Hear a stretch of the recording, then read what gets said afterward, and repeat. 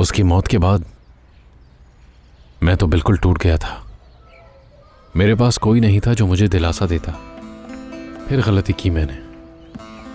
मैं नशे का आदी बन गया था। नशे की आदत बर्बाद कर रही थी। फिर भी ईशा से प्यार कम नहीं हुआ मेरा। उसे नहीं छोड़ा कभी।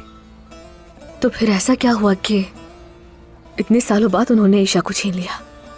यही तो मुझे समझ नहीं आ रहा।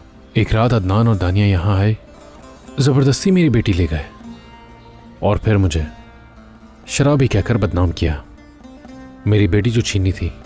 यानी इससे पहले अदनान को आप नहीं जानते थे? बिल्कुल नहीं, मैंने उस रात उसे पहली बार देखा था। तो दानिया ने उसे हाल ही में बताया है?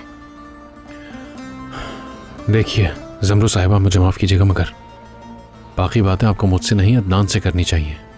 देखिए सिनान साहब, मेरी बातों का बुरा मत मानिएगा आप, लेकिन मेरा भी हक है। मेरा भी हक है कि मैं हकीकत जानूं। मसलन ईशा की कस्टडी किसके पास है? दानिया के पास।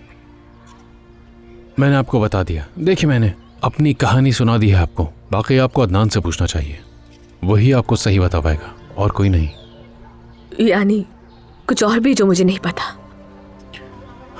समरू साहिबा, मैंने आपसे कहा ना कि मैं आपसे झूठ नहीं बोलना चाहता, लेकिन मैं कैसे कहूँ, आपका शौहर